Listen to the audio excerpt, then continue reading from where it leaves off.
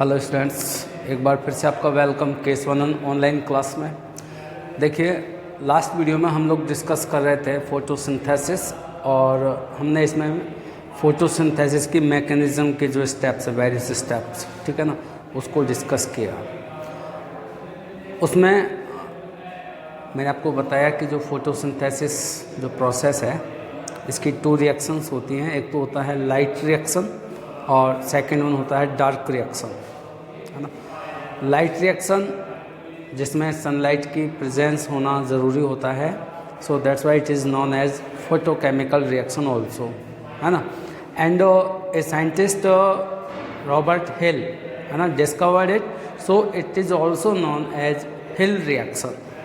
तो देखिए, हम लोग स्टार्ट कर रहे हैं light reaction, it is known as photochemical reaction and hill reaction, ठीक है। तीनों एक ही नाम है, लाइट रिएक्शन, फोटोकेमिकल रिएक्शन और हिल रिएक्शन। देखिए, ये जो प्रोसेस है इसमें कई सारे स्टेप्स होते हैं। तो first step is absorption of light and excitement of chlorophyll molecule. First of all क्या होता है कि जो लीव्स के अंदर क्लोरोफिल जो पिगमेंट होते हैं, ठीक है ना, वो सनलाइट को यानी कि क्वांटम को, ठीक है ना, क्वांटम को एब्जॉर्ब करते हैं, और एब्जॉर्ब करने पर जो क्लोरोफिल मॉलिक्यूल्स हैं वो एक्साइट हो जाते हैं, ठीक है। फर्स्ट स्टेप आपका ये रहेगा। After that second step, photolysis of water and liberation of oxygen. Means ये जो एक्साइटेड जो क्लोरोफिल्स होते हैं, इन एक्साइटेड क्लोरोफिल्स की वजह से जो क्लोरोफिल मॉलिक्यूल है इलेक्ट्रॉन को एमिट कर देता है, रिलीज कर देता है, और उस इलेक्ट्रॉन के रिलीज होने से क्लोरोफिल मॉलिक्यूल हाईली ऑक्सीडाइज्ड हो जाता है, ठीक है ना। This oxidised chlorophyll molecule water को फोटोलाइसिस करता है, और वाटर के फोटोलाइसिस से hydrogen ion, electrons and oxygen form होता है, ठीक है। इस प्रोसेस को हम लोग केमिकली यदि एक्सप्लेन करें तो इसको हम लिख सकते हैं 2H2O is equal to 4H positive plus 4 electron plus O2, ठीक है। क्वांटम को एब्जॉर्ब करने के बाद जो एक्साइट होते हैं क्लोरोफिल, उनमें से इलेक्ट्रॉन्स जो होता है, इलेक्ट्रॉन रिलीज हो जाता है, और इलेक्ट्रॉन के रिलीज होने से क्लोरोफिल जो मॉलिक्यूल होता है वो ऑक्सीडाइज हो जाता है, और ये ऑक्सीडाइज क्लोरोफिल मॉलिक्यूल वाटर का फोटोलाइसिस करता है, और जब वाटर का फोटोलाइसिस होता है तो 4H positive ion, 4 electrons and oxygen, ठीक है ना, ये एज ए प्रोडक्ट फॉर्म होते हैं। इनमें से ये जो ऑक्सीजन है, ठीक है ना, ऑक्सीजन का कुछ अमाउंट रेस्पिरेशन में यूज हो जाता है, और कुछ अमाउंट ऑक्सीजन का एनवायरनमेंट में रिलीज कर दिया जाता है, ठीक है। अब आपका बचा 4H पॉजिटिव। 4H पॉजिटिव आपका क्या होगा कि नेक्स्ट जो आपका स्टेप है, formation of NADPH plus H positive. जो NADP होता है, NADP का 1 मॉलिक्यूल 2H पॉजिटिव आयंस को गेन करके NADPH प्लस H पॉजिटिव बनाता है। तो इस तरह से यहाँ आपका थर्ड जो स्टेप रहेगा, formation of NADPH plus H positive, ठीक है। ये NADPH plus H positive assimilation energy है ना, जो कि आपका डार्क रिएक्शन में कार्बन डाइऑक्साइड के रिडक्शन के लिए रेस्पॉन्सिबल होगा। बाकी जो इलेक्ट्रॉन्स हैं, है ना, ये इलेक्ट्रॉन्स डिफरेंट जो इलेक्ट्रॉन एक्सेप्टर्स हैं उनके थ्रू होते हुए ADP को ATP में कन्वर्ट करते हैं। ADP becomes ATP, ADP ATP में कन्वर्ट होता है, ठीक है ना। This process is known as photophosphorylation, है ना। तो ये 2 हाई एनर्जी सब्सटेंस फॉर्म होते हैं इस प्रोसेस में, NADPH plus H positive and ATP। these two molecules are responsible for reduction of carbon dioxide and the result is CO2 get convert into carbohydrate, ठीक है ना, जो कि डार्क रिएक्शन में होगा। तो इस प्रोसेस को फोटोफॉस्फोरिलेशन कहेंगे बेटा, ठीक है। फोटोफॉस्फोरिलेशन का मतलब होता है कि एडीपी का एटीपी में कन्वर्ट होना।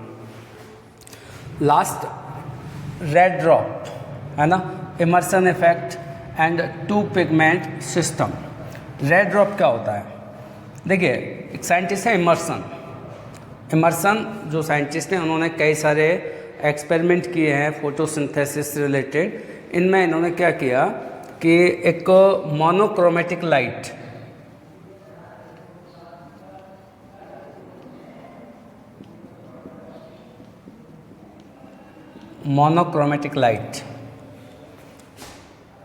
Of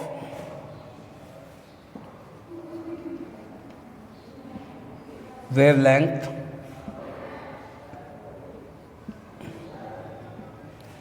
more than 680 nanometer used, है ना।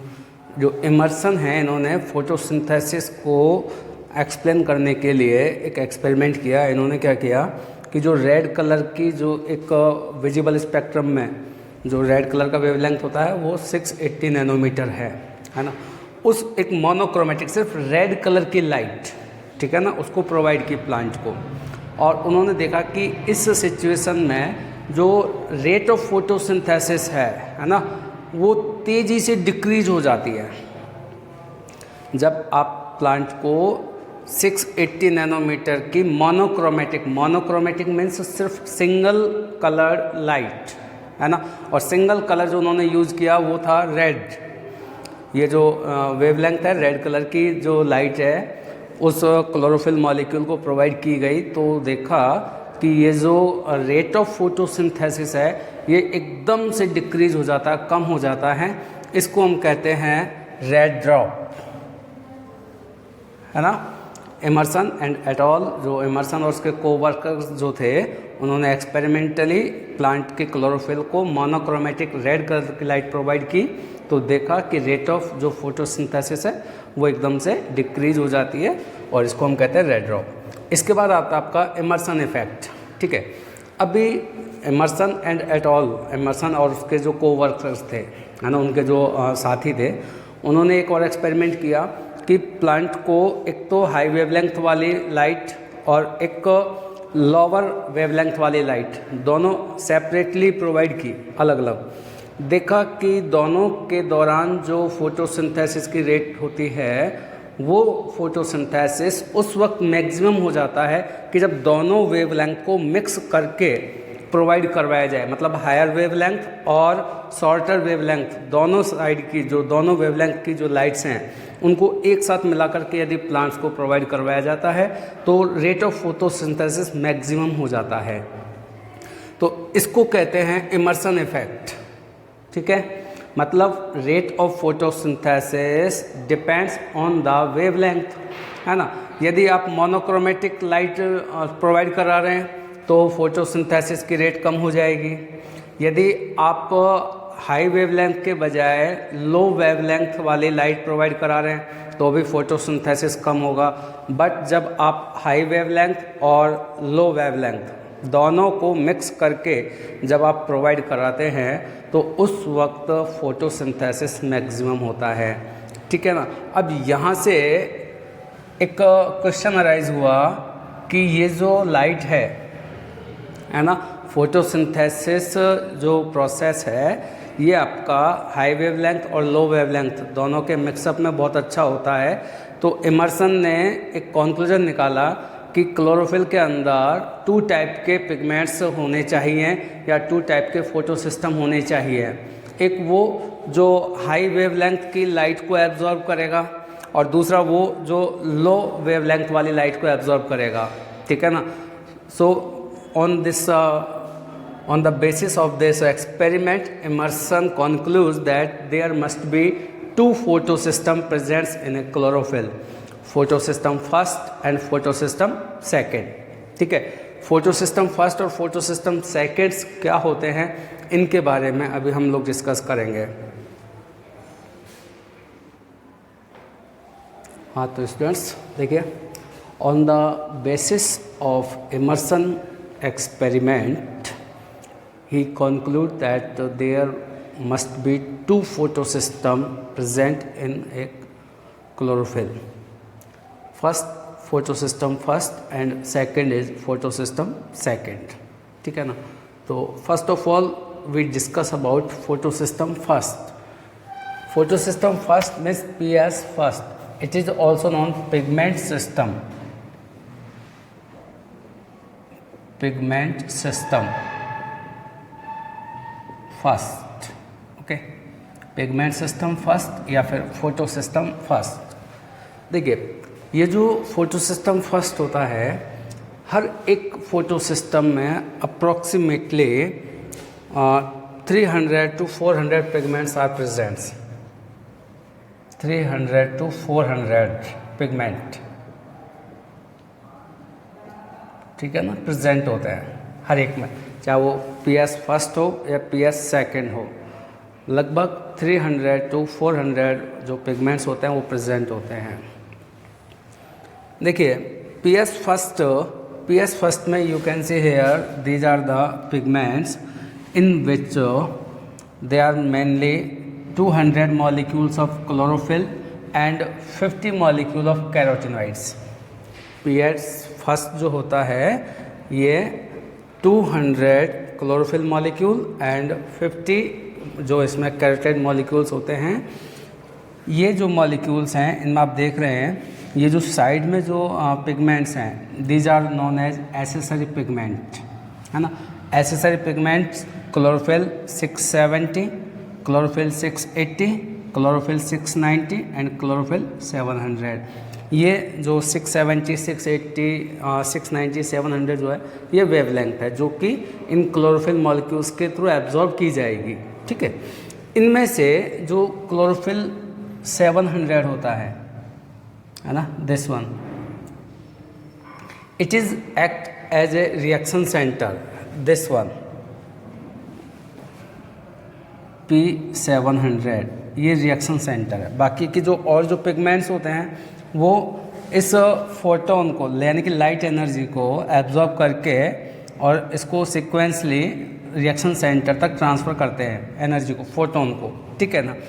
After getting energy reaction centre means chlorophyll A 700 यानी P700, ठीक है, ये एक्साइट होगा और इसके एक्साइट होने से इलेक्ट्रॉन रिलीज होंगे, ठीक है।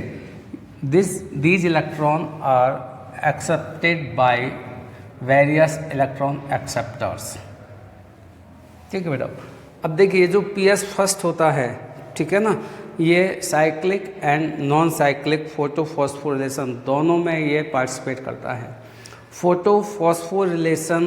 फोटोफॉस्फोरिलेशन का मीनिंग मैंने आपको अभी थोड़ी देर पहले बताया था, conversion of ADP into ATP। ADP से ATP का फॉर्मेशन फोटोफॉस्फोरिलेशन इसको हम कहते हैं। तो ये जो फॉस्फोरिलेशन होता है, फोटोफॉस्फोरिलेशन जो होता है ये 2 टाइप का होता है। एक तो होता है साइक्लिक, एक होता है नॉन साइक्लिक, ठीक है। इसके बारे में भी हम लोग डिस्कस करेंगे। तो जो PS फर्स्ट होता है, फोटो सिस्टम फर्स्ट, ठीक है ना, जिसमें रिएक्शन सेंटर P700 या क्लोरोफिल A जो कि 700 नैनोमीटर की वेवलेंथ को एब्जॉर्ब करने की कैपेसिटी जिसमें है, मतलब इसका रिएक्शन सेंटर P700 होता है, ये आपको याद रखना है। PS फर्स्ट में रिएक्शन सेंटर P700 होता है, ठीक है। ये जो फोटो सिस्टम फर्स्ट होता है इसकी मैकेनिज्म देख लीजिए अब आप। रिएक्शन सेंटर मीन्स P700, ठीक है, absorb the energy and release electron. These electron pass through several electron acceptors such as AFES।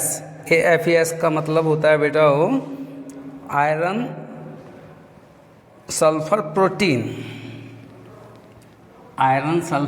Protein, ferredoxin and finally accepted by NADP।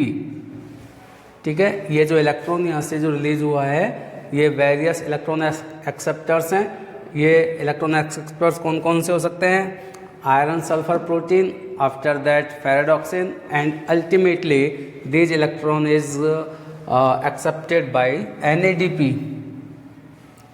As a result, NADP is converted into reduced NADPH plus H positive. NADP electron को gain करके reduce हो जाता है और वो convert हो जाएगा NADPH plus H positive में, जिसका कि यूज़ होता है CO2 के रिडक्शन में, है ना। डार्क रिएक्शन में ये यूज़ आएगा which is strong reductant and it is used in reduction of CO2। तो ये तो हुआ बेटा मैकेनिज्म ऑफ PS फर्स्ट। ठीक है, अब हम देखेंगे PS सेकेंड। तो PS सेकेंड स्ट्रक्चर लगभग ये रहेगी, उसमें भी अप्रॉक्सीमेटली 200 मॉलिक्यूल्स क्लोरोफिल्स के रहेंगे, 50 मॉलिक्यूल्स कैरोटिनॉइड्स के रहेंगे।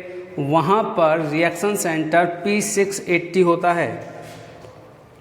जो फोटो सिस्टम सेकंड होता है उसमें रिएक्शन सेंटर क्या रहेगा? P680। ठीक है ना। और 680 से लोअर वेवलेंथ वाली जो लाइट्स हैं उनको ये ऐसे सारे पिगमेंट्स एब्जॉर्ब करके उसको रिएक्शन सेंटर तक भेजेंगे और रिएक्शन सेंटर से वो वेरियस इलेक्ट्रॉन एक्सेप्टर्स में जाएगा। वेरियस इलेक्ट्रॉन एक्सेप्टर्स वहाँ पे चेंज हो जाएंगे। तो देखेंगे कौन कौन से इलेक्ट्रॉन एक्सेप्टर्स PS सेकंड में पार्टिसिपेट करते हैं। आप देखिए बेटा, पिगमेंट सिस्टम सेकंड या photo system second, PS second. ठीक है, इसमें नंबर ऑफ पिगमेंट्स वही रहेंगे 300 to 400। ठीक है, कंसिस्ट ऑफ क्लोरोफिल 650, 660, 670 एंड 680। तो ये जो फोटो सिस्टम सेकंड रहेगा ये 680 नैनोमीटर से शॉर्टर वेवलेंथ वाली जो लाइट रेज रहेंगी उन्हीं को एब्जॉर्ब करेगा। ठीक है, यहाँ पे जो रिएक्शन सेंटर आपका रहेगा वो 680 रहेगा, मतलब रिएक्शन सेंटर P680, क्लोरोफिल जो 680 है वो यहाँ पे as a reaction centre participate करता है। This photo system participate in non cyclic photophosphorylation only. मतलब ये जो फोटो सिस्टम सेकेंड होता है ये नॉन साइक्लिक जो फोटोफॉस्फोरिलेशन प्रोसेस रहेगा सिर्फ उसी में पार्टिसिपेट करता है, जबकि फोटो सिस्टम फर्स्ट वो साइक्लिक और नॉन साइक्लिक दोनों तरह के जो फोटोफॉस्फोरिलेशन प्रोसेस हैं उनमें पार्टिसिपेट करेगा। ठीक है, अब हम देखते हैं इसका मैकेनिज्म क्या होता है। After absorbing photon less than 680 nanometre, P680 जो कि रिएक्शन सेंटर है, ठीक है ना, molecule get excited and release electron. ये 680 है ना, after getting energy it get excite and release electron. These electron are received by phaeophytin. यहाँ पे जो इलेक्ट्रॉन एक्सेप्टर है मेन वो फियोफाइटिन रहेगा।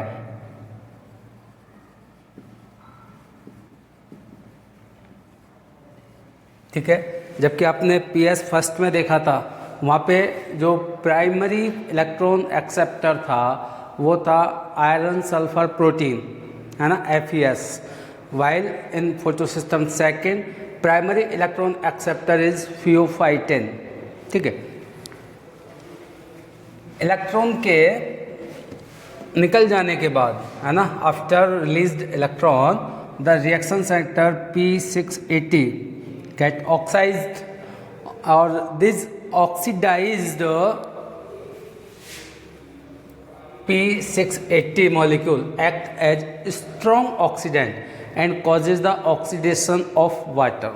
ठीक है, मतलब यहाँ से जब ये इलेक्ट्रॉन निकल जाएगा तो ये जो 680 है ये ऑक्सीडाइज हो जाएगा और ये जो ऑक्सीडाइज्ड P680 मॉलिक्यूल है ये आपका एक स्ट्रॉन्ग ऑक्सीडेंट के जैसे बिहेव करता है और वाटर को यहाँ पे ऑक्सीडाइज करेगा।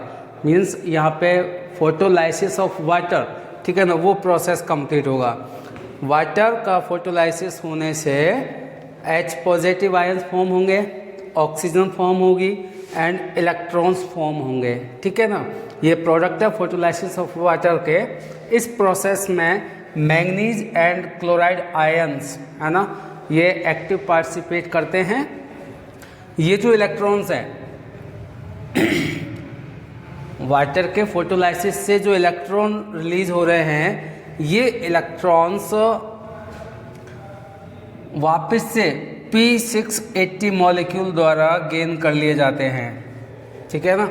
इसका तो इलेक्ट्रॉन निकल गया, है ना, और फिर यहाँ पे H2O का जो फोटोलाइसिस हुआ उस दौरान आपका बना 2H positive, oxygen and electron, ठीक है ना। These electrons are back absorb by 680 और ये दोबारा से अपने नॉर्मल ग्राउंड पोजीशन में आ जाता है, ठीक है ना। मतलब इस सिस्टम में इलेक्ट्रॉन्स जहाँ से निकला था वहीं पे वापस आ गया, 680 के पास वापस आ गया। और ये जो इलेक्ट्रॉन निकला है ये फियोफाइटिन ने गेन किया था। फियोफाइटिन के बाद इस इलेक्ट्रॉन को प्लास्टोक्विनॉन, है ना, प्लास्टोक्विनॉन, फिर साइटोक्रोम B6, साइटोक्रोम F और अल्टीमेटली लास्ट में प्लास्टोसाइनिन के थ्रू इसको रिसीव कर लिया जाएगा। मतलब यहाँ से P680 जो मॉलिक्यूल होता है, रिएक्शन सेंटर जो होता है, उससे जो इलेक्ट्रॉन निकला वो सबसे पहले फियोफाइटिन ने उसको रिसीव किया। फियोफाइटिन से इसको प्लास्टोक्विनॉन रिसीव करेगा, प्लास्टोक्विनॉन से इसको साइटोक्रोम B6,